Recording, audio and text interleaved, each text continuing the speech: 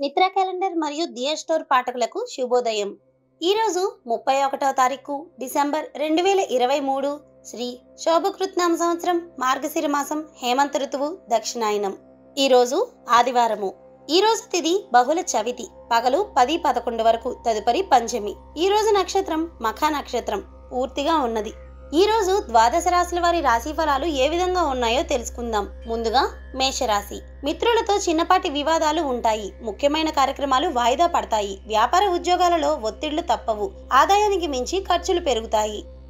తదుపరి వృషభ రాశి. చేపట్టిన పనులు శ్రమతో గాని పూర్తి కావు. దూర ప్రయాణాలు వాయిదా వేసుకోవడం చాలా మంచిది. వ్యాపార ఉద్యోగాలు సాదాసీదాగా సాగుతాయి. ముఖ్యమైన వ్యవహారాలలో తొందరపాటు నిర్ణయాలు తీసుకోవడం మంచిది కాదు.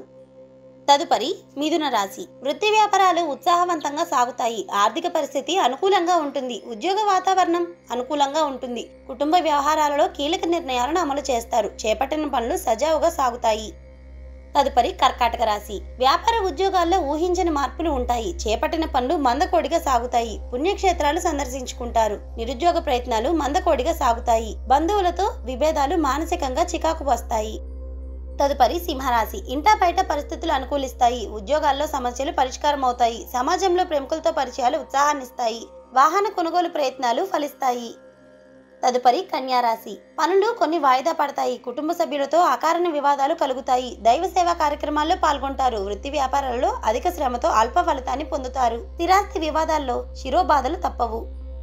తదుపరి తులారాశి. వృత్తి ఉద్యోగాల్లో మీ ప్రతిభా పాఠవాలు వెలుగులోకి వస్తాయి. నూతన ప్రోత్సాహకాలు అందుకుంటారు. రాజకీయ సంబంధ సమావేశాలకు ఆహ్వానాలు అందుకుంటారు. మొండి బకాయిలు వసూలవుతాయి. వ్యాపారాలు మరింత లాభసాటిగా సాగుతాయి. తదుపరి వృశ్చిక రాశి. విలువైన వస్త్రాభరణాలను కొనుగోలు చేస్తారు. చిన్ననాటి మిత్రులను కలుసుకుని కష్ట సుఖాలు విచారిస్తారు. ఉద్యోగాల్లో పదోన్నతులు పెరుగుతాయి. నిరుద్యోగులకు ఉద్యోగ అవకాశాలు లభిస్తాయి.